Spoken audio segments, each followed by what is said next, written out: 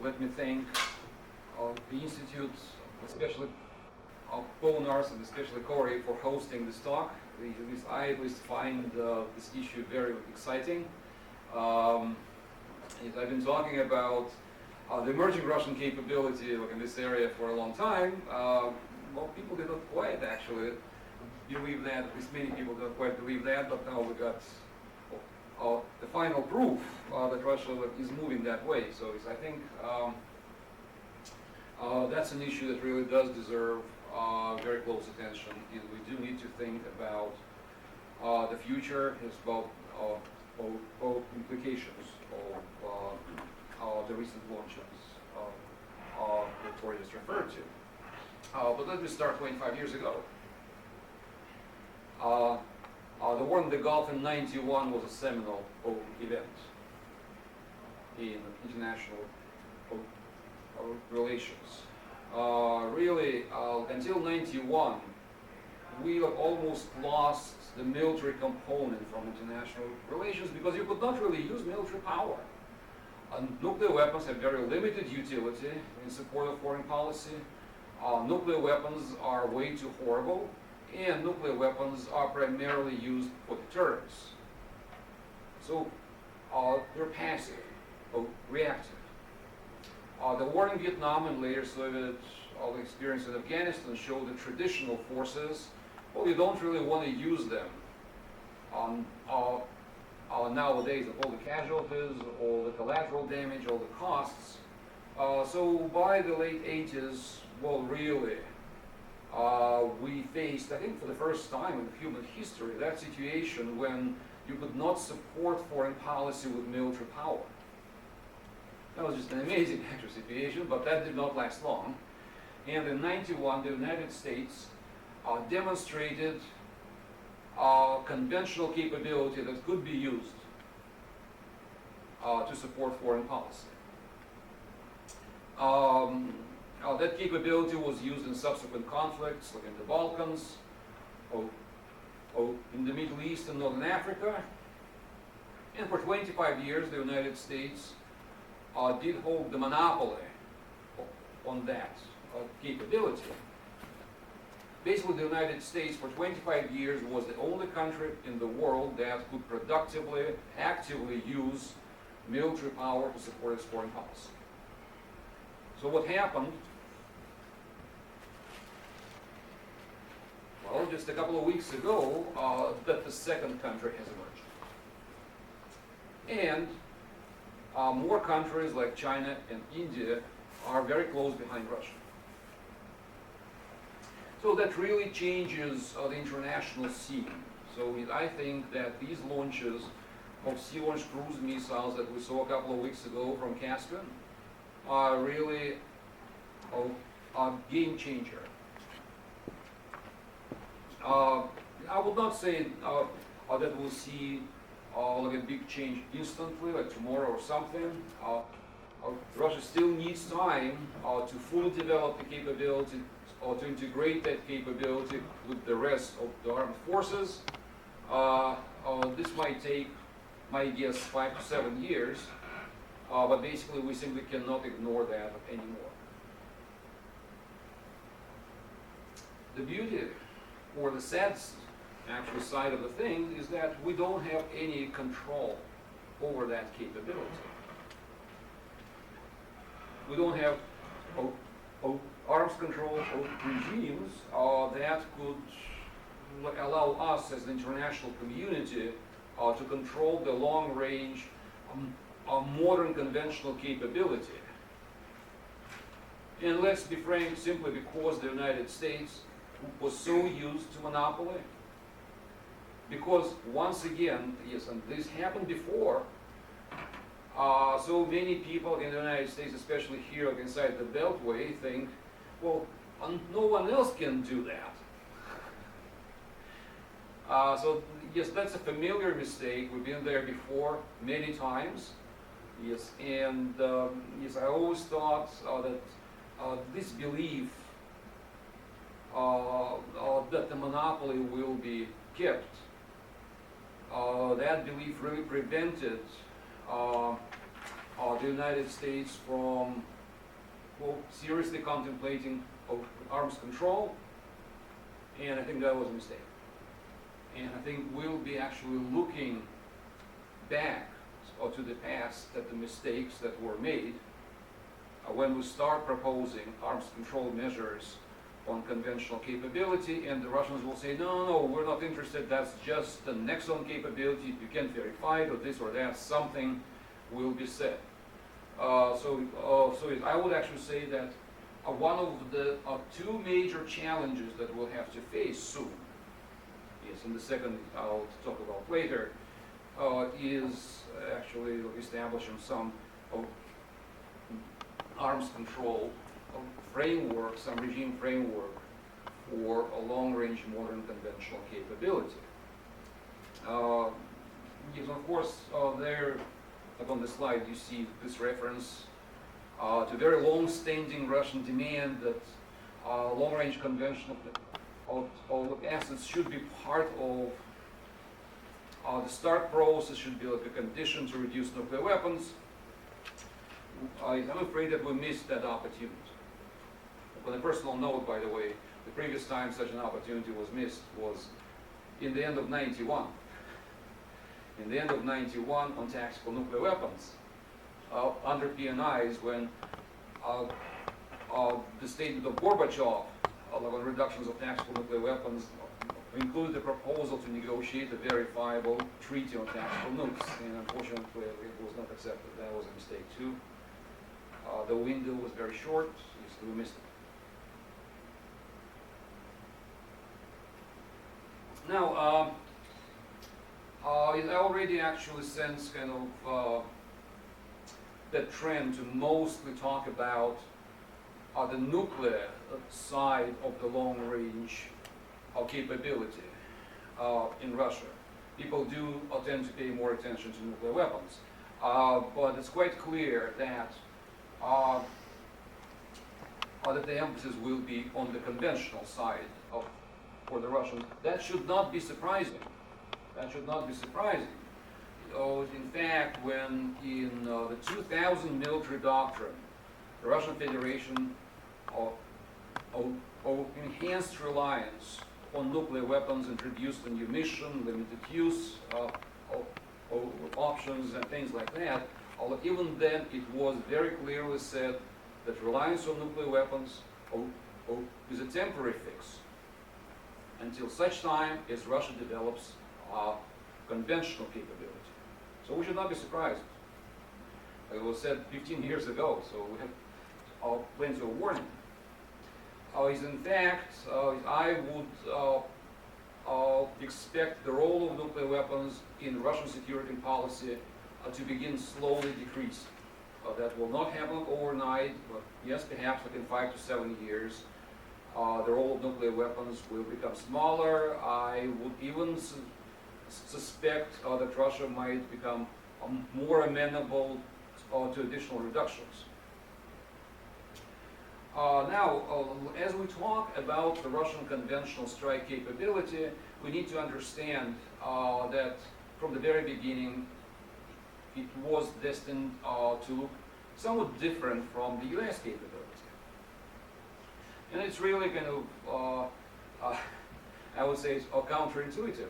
The starting point is that the set of targets is about the same for the two countries.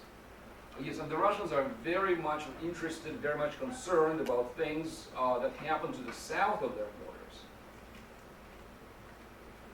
So basically, the United States and Russia are supposed to bomb same regions, same countries, well, you name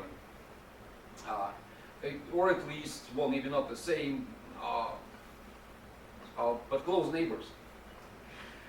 But for the United States, that's really strategic ranges. So the United States will need to pre-position submarines, aircraft carriers. When the United States wants to launch a very long-range, a strategic weapon, that becomes a problem. Just try launching like an ICBM with conventional warhead to Afghanistan. Tora Bora or something like that, that missile will have to fly over Russia. If you try to launch an SLBM, a submarine-launched ballistic missile with a conventional warhead, say from the Indian Ocean, from the Pacific, that missile will fly toward Russia or China.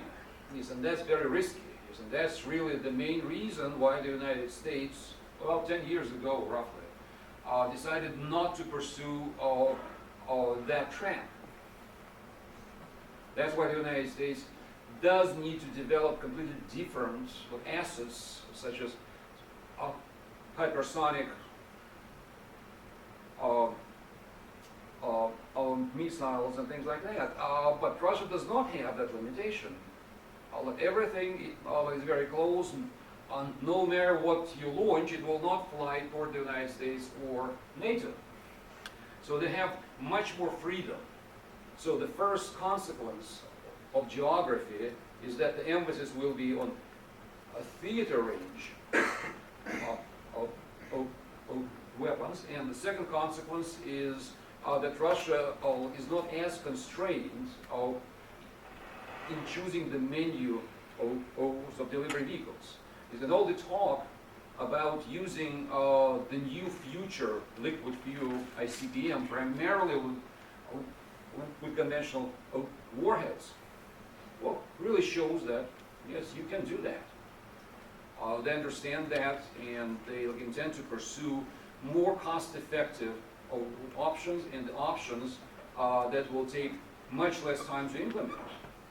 Well, they really know how to build liquid fuel ICBMs, whereas no one really knows how to build hypersonic missiles, right? The efforts to acquire conventional strike capability, the talk began still in the 90s.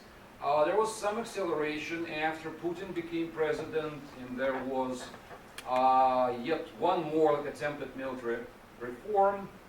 But that was really going quite slow. The big change was caused by the war in Georgia, 2008, that demonstrated that yet another attempt to reform the military had failed, that it didn't really work out.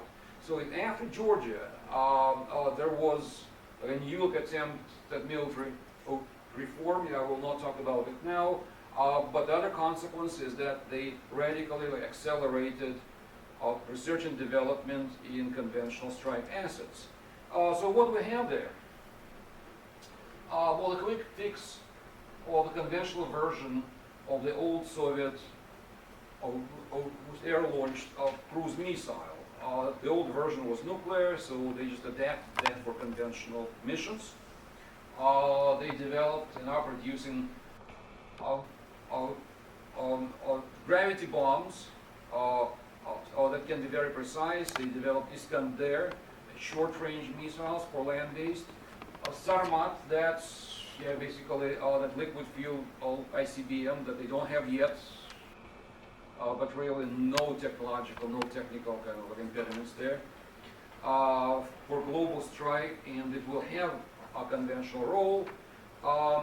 They are doing R&D on a new generation of air-launched cruise missiles. Information in public domain is very scarce, but there are reasons to believe they've completed that, so it's more about production now. They developed a whole family of sea-launched cruise missiles whose use we just witnessed. They're doing some research on hypersonic weapons. Well, the Soviet Union being actually working on hypersonic since the 60s, so yes, that's only logical. They are doing GLONASS. No reason to believe that it's yet fully operational, but it's operational. And yes, and they work on that. Yes, and by the way, they also do missile defense capability. Oh, yes, and just like a nice kind of picture, that's 500 kilometers range of Iskander from Kaliningrad Oblast. To be honest, yes, I actually never believed that Russia would deploy Iskander in Kaliningrad in response to the US missile defense plans. such deployment simply makes a lot of sense. Regardless of missile defense in Poland or something like that, the United States has just been providing the Russians with a nice kind of hook justification.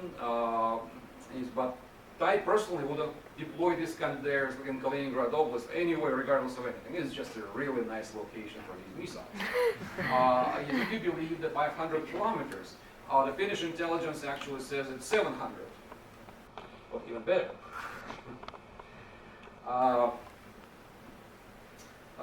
But of course, you can see kind of these things. Well, sometimes it's really hard kind of to get technical kind of information or detailed information. But we know that Russia has been conducting the West series of large-scale exercises since '99, and in most exercises they simulated apparently limited use of nuclear weapons, right? Well, just in response for a conventional attack. Quite logical and everything.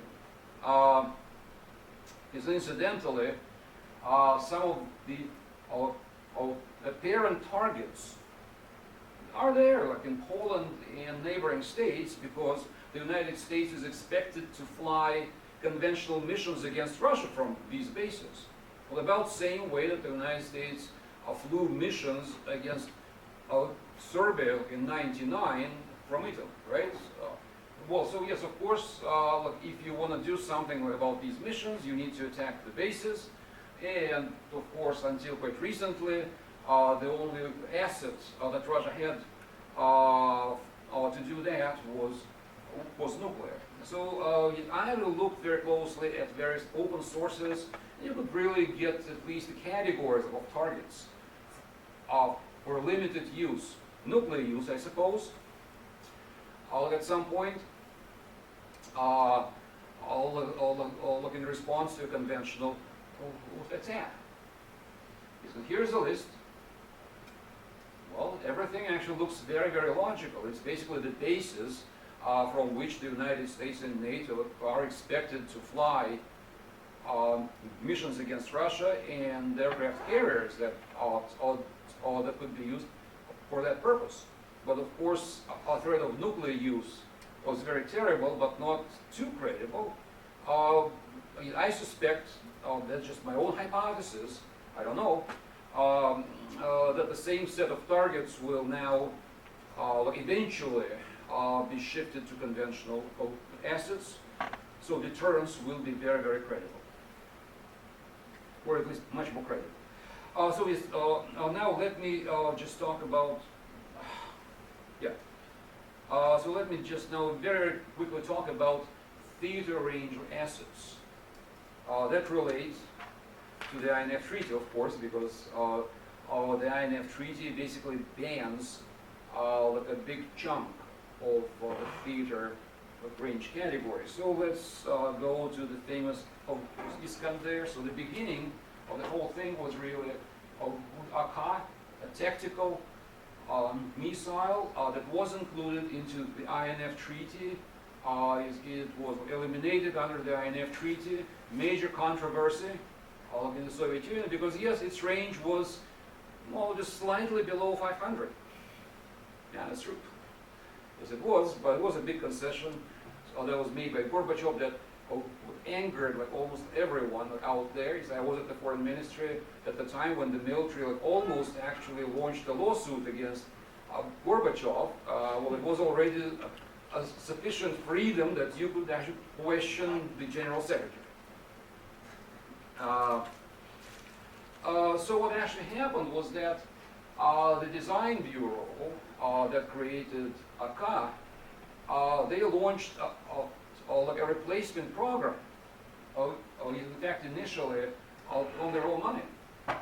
They did not receive any funding from the state, but they thought that the Soviet Union still, years later Russia, really needed that capability. So funding was only resumed, as far as I understand, in '93. But the first stage was really just like an initiative, the local initiative is, and that's the early version of Iskander with just one missile. They added the second missile later. And then they decided to mount a cruise missile. Ground launched but short range, okay, 500, supposedly, I don't know. Once again, you see all kinds of figures.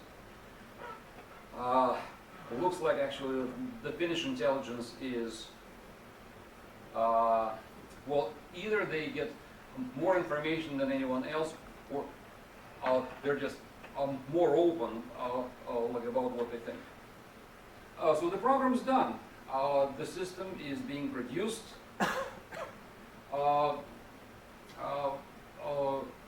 The current plan will be like 120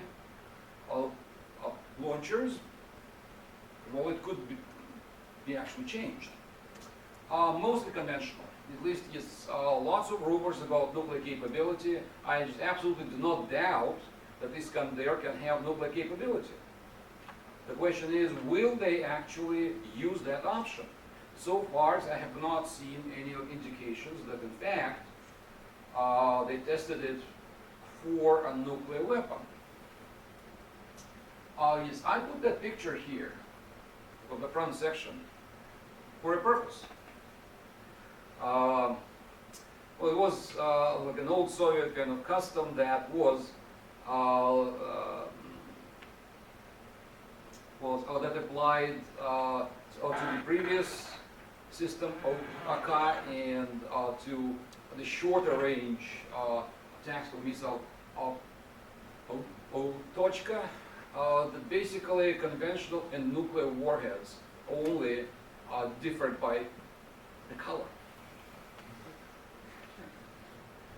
Conventional were green, yes, nuclear were black. Yes, and you could not really tell them otherwise, at least for Tochka missiles definitely. Yes, you could actually find the front sections for Tochka missiles in Ukraine at the Museum of Strategic Rocket Forces they got there, which is really like a Disneyland for like anyone doing nuclear weapons, arms control, things like that. You could even get to press buttons. Yes, and the command control center is wired so that the lights blink, like a sirens wail. It's real fun when you press all the buttons. So anyway, mostly I think conventional. At least that makes most sense to use them with conventional warheads, and they can do a whole range of missions and be used against a whole range of targets. Yes, and this actually with Iskander potentially, at least, that we have this story about possible violation of the INF treaty, and nothing really of consequence is in public domain. But let me talk about that later toward the end of the talk. Another potentially theater range capability is the new ICBM. An ICBM that was tested to strategic distance of 5,800. So it classifies as strategic. Is of course there were plenty of rumors, and you read Bill Gertz, yes, and you know everything about Russian missiles, of course, from Bill Gertz. Yes, most tests were from Kapustin Yar to Sarishagan. That's theater actual range, but let's just keep in mind that Sarishagan is the test range that's used when you develop defense penetration capability. Yes, and every Russian missile is launched from Kapustin Yar to Sarishagan. In fact, they even got a special version of Topol E experimental, specifically for that kind of tests. So So nothing about the testing history of that new ICBM should be surprising to us. Well, really, like all the rumors about a new intermediate range missile were caused by that picture. And then, is above you got Iskander, and below you have this new transport director launcher that was seen in Minsk. And people said, oh my God, it's much smaller than for SS-25, 27, or Yars. Well, it's only slightly bigger than Iskander. That must be an intermediate range ballistic missile. We saw it in Minsk because, of course, all the tails are produced there. I really don't see that as too surprising. It's officially that new light ICBM is just a version of Yars, of a strategic, new strategic missile, but that's just lighter, about 30% lighter than Yars. Yes, and the Russians say, well, it's just new technology. Yes, and we're just being very, very smart. I do not doubt that statement. Yes, and that missile was also canceled. Yes, it was actually frozen in, I think, 89, then resumed following year and completely canceled in 99. But the missile was very advanced in the research and development. In all the blueprints and everything, all the documents, of course, have been kept. So it would only make sense, actually, for the Russians to find everything about that program. I'll add new technologies that were developed, yes indeed, for Topolam and for Yars, yes, and come up with a brand new ICBM. And just look, that tail for the Courier, and the one that we see now, it's basically very much similar. So yes, I would suggest, oh yes, and the rumor is that the effective range of the new ICBM is between 2,000 and 6,000 kilometers. I would actually suspect that it's more than 6,000. I would not be surprised to see 8,000, maybe like even 10. The big point really is that it can still fly to 2,000. So that's a strategic missile that does have an intermediate range capability. Should not be too surprising. Any strategic missile, even the biggest SS-18s, can be launched, not necessarily to the maximum range. They can be launched to something closer. That's simply ballistics. Yes, and the arms control treaties are really shaped by the maximum ranges, not by the minimum ranges. That's the rule, that's in all the treaties. So there is no violation, but apparently there is at least some theater capability that we see. Now the Calibre family, all the pictures are actually not those of Calibre. Yes, I completely failed to find them. All these missiles have got designation E-export. That's the short-range versions. That's were the first to be created, actually, because the design bureau was looking at foreign markets, wanted kind of to sell them. But the entire family does have this domestic version that's long range. Well, looks apparently similar. So, 3 missiles. The available data says that it's 1,500 kilometers with conventional warhead, 2,600 kilometers with nuclear. I don't doubt they're too capable. They're all sea-based, the long-range ones. But let's keep in mind that the short-range expert version with the range of 300 kilometers can also be ground launched. Mostly submarines, but also surface ships, almost every actual submarine. The top three types of submarines are nuclear-powered submarines, attack submarines, but the fourth is actually a diesel submarine.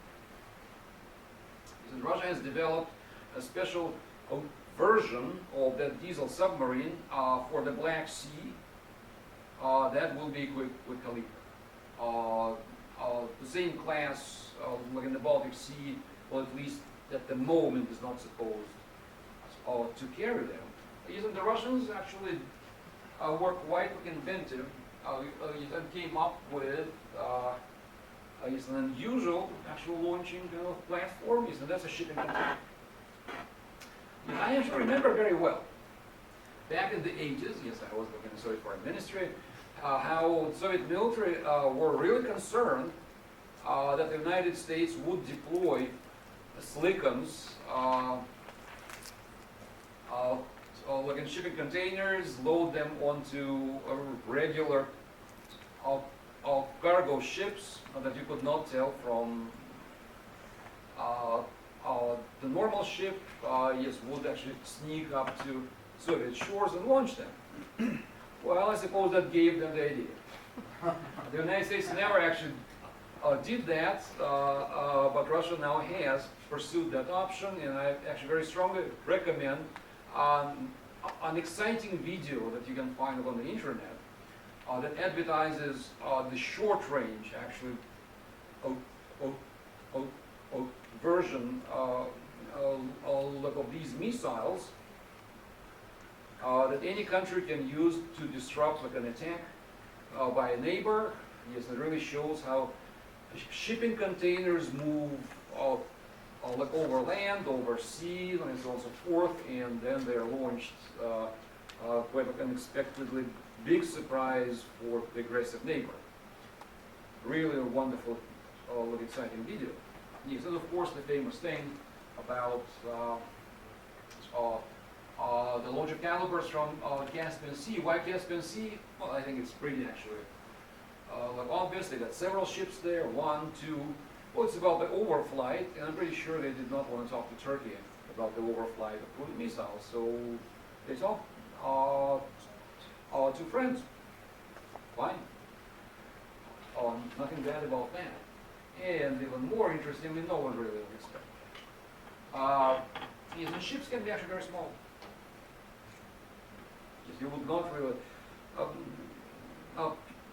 So many people were surprised, but the fact it was very well known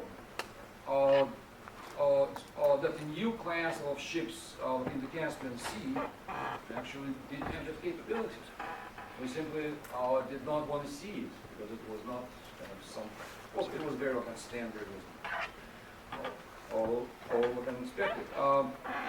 Yeah, the rumor is that 4 slickums did not reach targets, even were lost. I don't see any problem with that. I don't see why there should be any fuss. Just recall how many slickums were lost in '91. That's normal. The capability is there, and if you lose even 4 slickums out of 26, that's truly no big deal.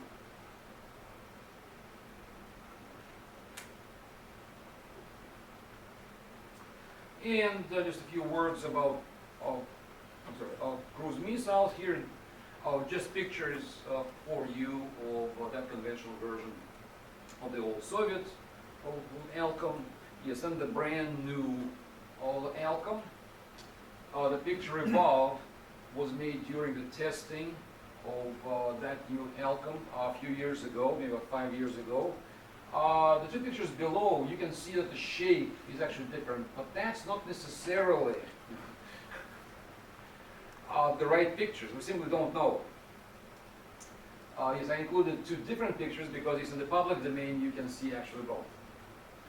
Yes, and I don't know like exactly how they should look like in the future. That outcome is actually very classified. There was talk about that program starting in the late 90s, and then everything was completely silent. That designation was completely lost from all media until one of high-level military kind of figures in Russia just accidentally mentioned it. I don't know, late last decade, so about 10 years later. So we don't really know much about that missile. The range is rumored to be 5,500 kilometers. That's a lot. But even if it's less, well, no big deal. Well, it's still quite efficient. It's still long range. And we also have seen lately U.S. military talking about the risks of the Russian bombers launching these missiles way, way, way to the north from U.S. territory. So that thing is finally kind of sinking and is becoming a problem, seen as a threat. Well, not surprised. Yes, that's a very capable missile. My guess, okay, sometimes I make predictions and sometimes they come true. But my guess, that's not really a prediction, more like as a guess. But I think if they got a sufficient number of outcomes produced already, they will actually launch them as part of the Syrian campaign. It only makes sense. You tested new silicons, with the real set of targets, the real targets, not all the test targets. Well, it only makes sense to test another new asset. So I would, at least, I would not be surprised to see outcomes actually flying the targets somewhere in the Middle East. Yes, and I'm actually pretty sure that the Air Force envies the Navy right now. Yes, and they would like to do the same great thing. That should be actually soon. They cannot wait for the next birthday of Putin. No, yes, I hope that you paid attention that that the launch of Silicon wasn't Putin's birthday, actually. It's like a present from the Ministry of Defense. So yeah, that's just the picture, and that's the latest quote, which I just absolutely love. During our reception at the Valdai forum, a journalist asked Putin, so well, a journalist asked Putin the most important question. So, are you a dove or a hawk? Yes, Putin said, I'm a dove. Yes, and then he thought for a second, and added, but with powerful, with iron wings. So yes, I think that, well, he really captured what I mean, this whole thing. So yes, I just absolutely love that quote. Yes, it's the first time I included into the public presentation, but I will be doing that for quite some time until he comes up with a new quote. So let me conclude. Yes, I'm coming to the end. It's actually taking a bit longer, but yes, I always have to explain. I stutter. Yes, I've stuttered since I was like a very small kid. So when I became a student, yes, I decided to fight that. And yes, I forced myself to speak at each seminar. Yes, I have not been able to stop since. Okay? It's just become like a habit. So let's talk about the INF Treaty. Well, if any of you actually came to this talk, because the title said the INF Treaty, yes, and you expected to hear something new, I'm afraid that was just a hook to bring me. No, seriously, we do not really know much, like in public domain, about the alleged violation. But let's look at history first. Well, I think actually the context is to some extent more important because the alleged violation is just a small piece of like a very big issue the new developments. Really, for the first time, the Russian military, and was the Strategic Rocket Forces, publicly talked about abrogating the INF Treaty was in the year 2000. In 2000, basically they said, well, it was like in the middle of the Second Chechnya, and they said that Chechens use training camps in Afghanistan, and we cannot get to them. The only asset that we got is medium bombers, Tu-22M3, yes, and these aircraft simply did not have, at that time, precision capability. So you basically just had to do carpet bombing of the areas. Yes, and they said, if only we had SS-20s, so that we could mount a conventional warhead on them, then we could actually strike these targets. So yes, that was kind of the first complaint that was made in public. Is the first time that the specific mission was actually described. In 2006, if I remember correctly, during a ministerial in Alaska, I believe, then Minister of Defense Sergei Ivanov talked to Donald Rumsfeld and said that we'd actually like to abrogate the INF Treaty. And Rumsfeld and the Bush administration, being the Bush administration, well, he said, yeah, sure, go ahead. We will not do that ourselves, but if you want to, yeah. No big deal. To the extent that you could actually see from the outside what was happening, in the interagency process in Moscow, there was a very serious debate for about a year. Yes, and the Russian points are very well known. They were voiced many times.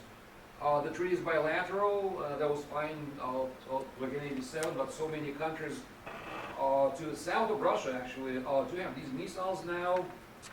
We do need conventional capability. Yes, and of course the United States abrogated the ABM treaty, so yes, that's a nice precedent.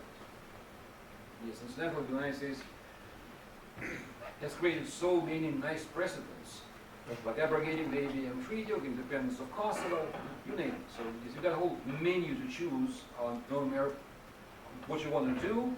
Like almost everywhere, you can find the precedent that was established by the United States, and of course, it's easy to say, no, that's just a one-time thing. That should not be the precedent. Well, the precedent is in the eye of the beholder.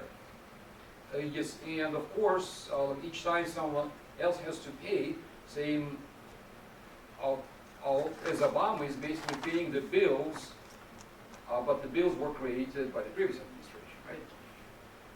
Well, not fair, but yeah, that's life. Sorry. But by the end of 2007, well, it was decided, yes, and that was actually the phrase that got into the public, that the abrogation is not urgent. We don't have to do that right now.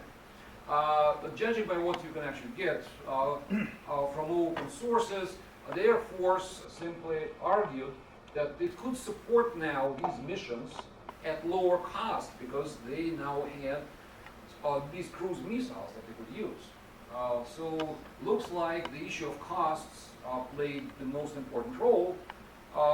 Look, as a face saver, the United States and Russia tabled an initiative at the Conference on Disarmament that did not go anywhere. But I think we need to keep the important point that Russia did not abrogate the INF Treaty, did not withdraw from the INF Treaty, simply because it was not expedient at that time. There is no support in Russia for the INF Treaty as a treaty.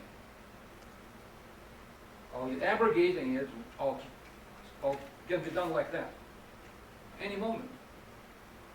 Because in fact, the public and the elite would likely cheer the abrogation of the INF Treaty. They would like it.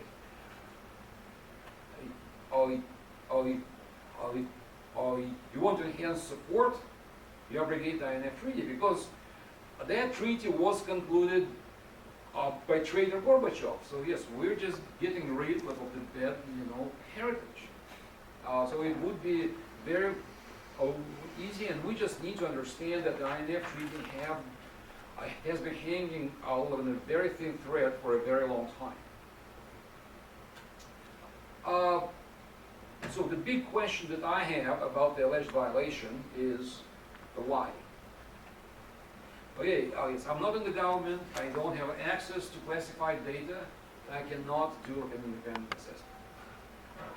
I could see a number of options to explain that.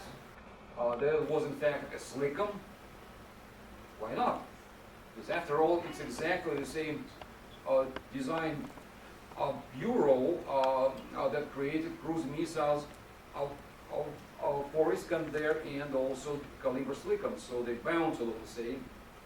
Yes, it could be just a bad test, that was not done according to the letter of the treaty. Yes, it could be indeed when you ground launch cruise missile, that's a possibility too. Yes, and my good friend Pavel Podvik actually found like a reference to a follow on to the existing Iskander missile. We actually don't know anything about that. It's just one mention there, and well, it could be longer range, or it could be on new guidance. We simply don't know. So here, I simply have to say that people whom I trust and whom I respect told me, yes, that's a real violation. We cannot tell you what's going on there, but we're extremely certain. So okay, so simply that out of respect and trust, I must believe there was a violation. But in that case, I do not understand why. So I would say the biggest actual mystery is why would Moscow in 2007 decide not to withdraw from the INF treaty and would test a missile that violates the INF treaty just the following year? That doesn't make sense to me. So I would like to know the story. Unfortunately, I'm afraid that I will not know it for a long time. It will remain highly classified. Well, in fact, my suspicion is that US evidence is in part based on human intelligence, and that's why it's impossible to disclose facts in public. Maybe. One interesting consequence is that now Russia will find it more difficult to abrogate the INF treaty, because it's one thing if you abrogate the treaty because, well, it's a bad treaty, and it's quite different to do the same if you have been accused of violating it. Yes, and here is another paradox. If Moscow suddenly decided to clear the record and and prove that it was all like an honest mistake and they did not violate the INF treaty, that would be a sure sign that they will withdraw very, very soon. So yes, I would say that the future of the INF treaty remains quite uncertain. So to capture the main points of my presentation is one, that Russia is acquiring a long-range conventional precision-guided capability. Well, it might need another 5 to 7 years to make it fully operational, but it's really on the way toward that goal. That capability will be primarily theater range, not just, of course, they will have a conventional capability vis-a-vis the United States. the 50 states, right, the main territory. But looks like our theater range capability is more important to them, so it'll be fewer strategic range assets and more theater range assets. That so far they've been able to go around the INF treaty, really developing sea launch, air launch capability, but they might actually be getting into the ground launch capability, and we've already seen that Iskander is pushing from below, and the New York ICBM is pushing from above. So they're really trying to close that gap that was established by the INF treaty. And we do not have an arms control handle on that capability. And not having that handle was completely fine for 25 years when the United States had the monopoly. Now we do need to think very, very seriously about doing something. And you bet it will be much more difficult to convince the Russians to do that now that they have this capability. Well, okay, they do not have it yet, not completely, not full scale. So my guess is we have about 5 years while they will still be listening. So the time is very short, and I'm afraid that, in fact, well, as it has been the case for the past 15 years, it will be easier to convince the Russians than Congress. So the impact, very, very briefly, that's last slide. NATO will be pissed, especially those new members, not all of them, but just those new members that insist on keeping B-61 bombs in Europe, who think that nuclear weapons are somehow providing comfort. You know, like fuzzy toys that small children actually need to sleep quietly. No, they don't have like an operational actual value. Isn't the weapon to be doing the job of deterring? Well, it should be very credible, right? These aren't very credible actually, not very usable, so you don't really need them. You could do extended deterrence through other means.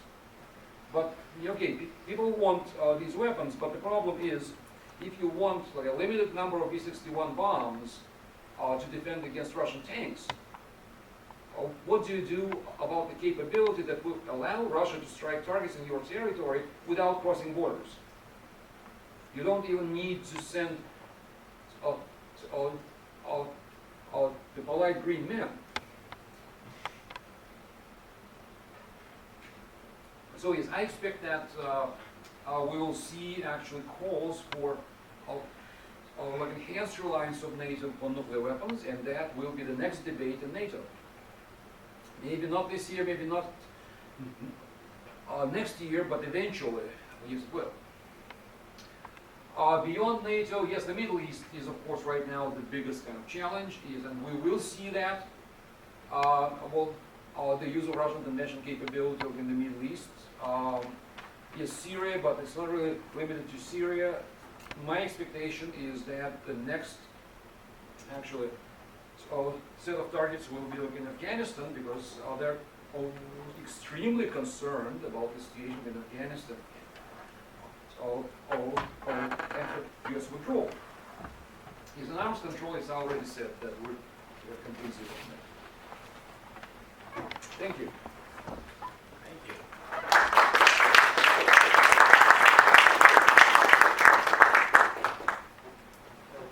Thank you, Nikolai. It was masterful and somewhat pessimistic at the end, but important to start considering it for the last 5 years. Well, I'm usually a little bit pessimistic. I'm a Russian, so you say. We have about a half an hour for questions and comments. Please feel free to do either and identify yourself. Everyone looks depressed. I'll start it out. I've heard also in the public domain reports that the Russians may be developing a whole another set of air-launched cruise missiles. You hear things like an upgraded kitchen, KH-32 with a 500 to 800 kilometer range. Yeah. A KH-65, which may be supersonic. Yeah. Have you looked into those? Yes, I have. I have not actually much information about that. It's mostly just mentions about they work on all of these missiles. Makes a lot of sense. Basically, we need to keep in mind that everything that's sea launched and air launched is not limited by like anything. They definitely need that, and yes, I would not be surprised because well, it does fit the concept of theater range capability.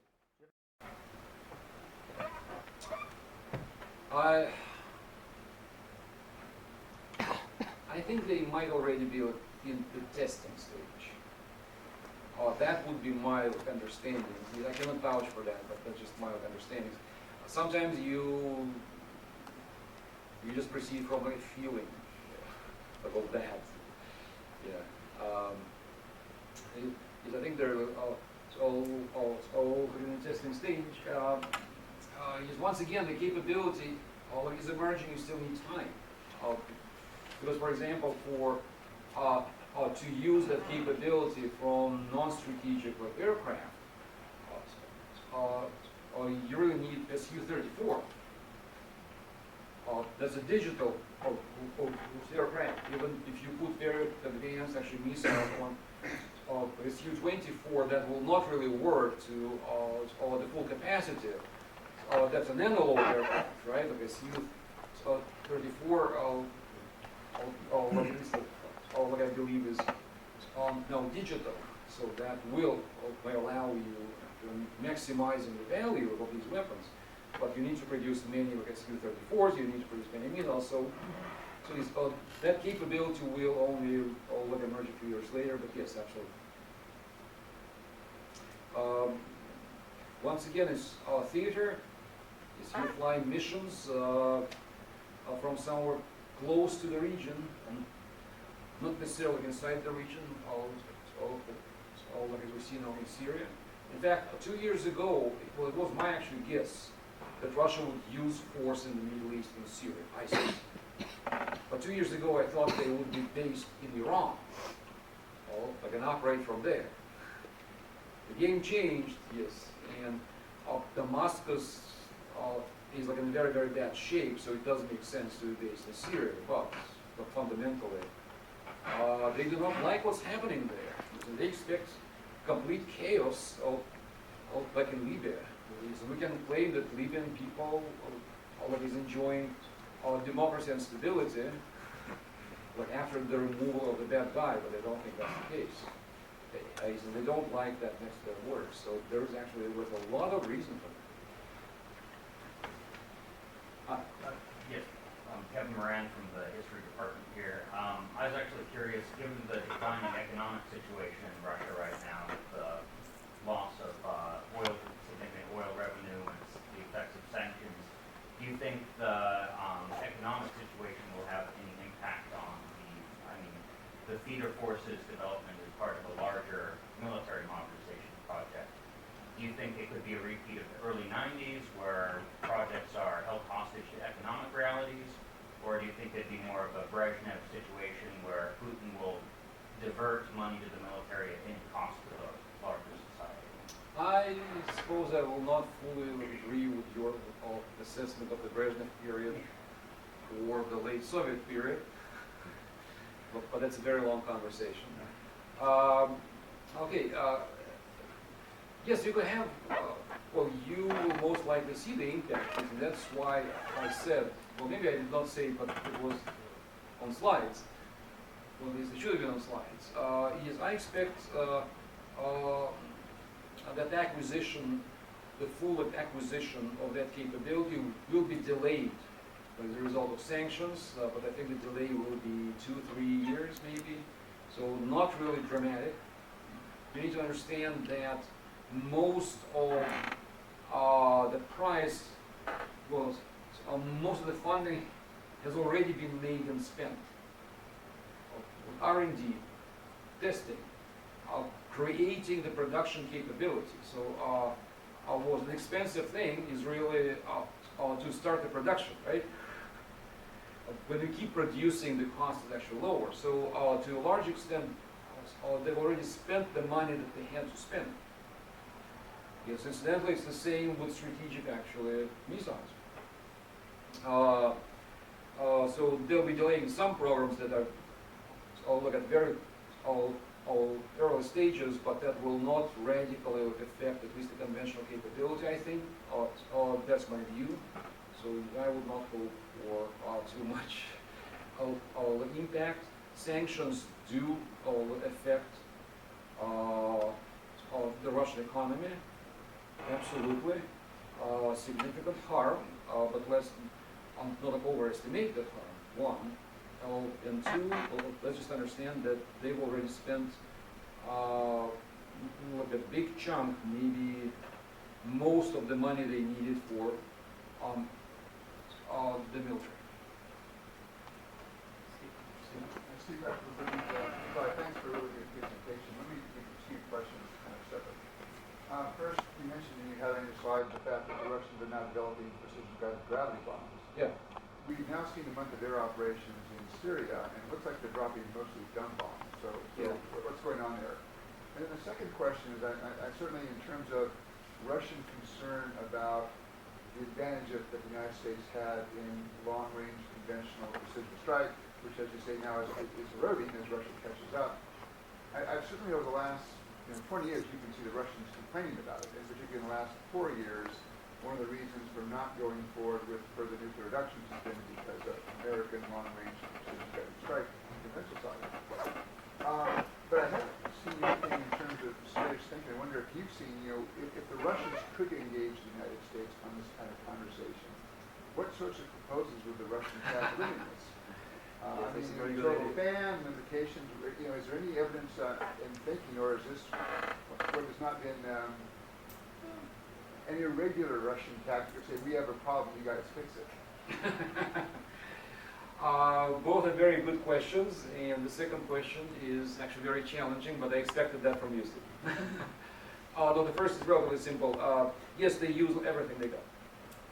And there are two actual problems. One, I'm pretty sure that they have not produced the sufficient quantity of the new generation of little weapons. There was actually like a report a couple of days ago that, in fact, the plant that produced these bombs and missiles has shifted to 3 shifts really around the clock. So one problem is quantity.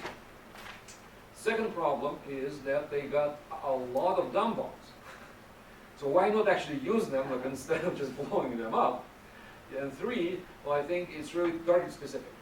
So there are plenty of targets where, well, these older bombs are not necessarily actually all that dumb, but they're not very smart. Okay. So against some targets, you can actually use them quite productively. So what's the big deal?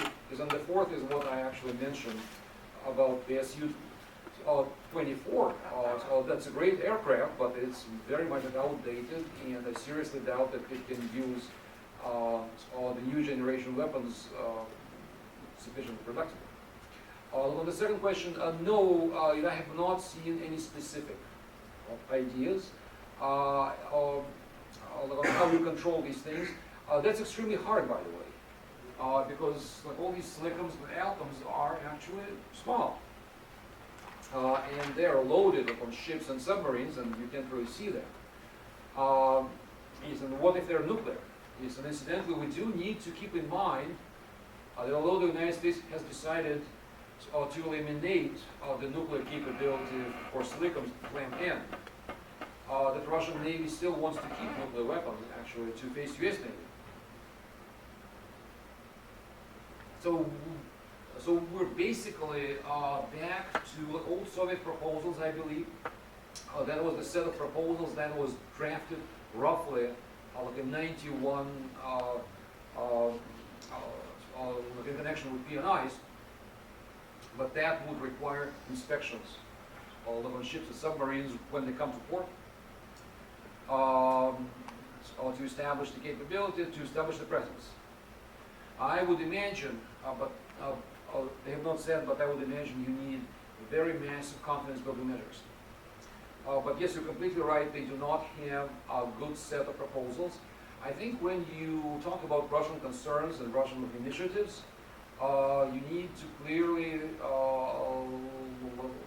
understand that it's always a mix. There's a real concern, and there is politics, including domestic politics. Yes, I fully believe that Russian military is concerned, for example, about missile defense. But if the United States decided to kind of deploy missile defense to undermine the Russian strategic capability, that might take like another 20 to 30 years, right? You listen to the Russians, that could happen like tomorrow. So the concern is there. The concern is not immediate, but they do like to inflate it. Yes, I cannot blame them. That's the game that everyone plays. Yes, in the United States actually plays that game too. Yes, NATO plays that game too. So everyone does. Yes, I think that concern about conventional capability that the United States has had for 25 years is there. The concern became very acute after the war in Kosovo. The specific options, I think they do not have, at least I have not seen any specific arms control options. You might say that's bad. I say that's great. Because that allows people here to develop such options. And you know how it is, like in poker, whoever deals the cards tends to win. In arms control negotiations, you should actually try to be the party that creates the first draft of the treaty.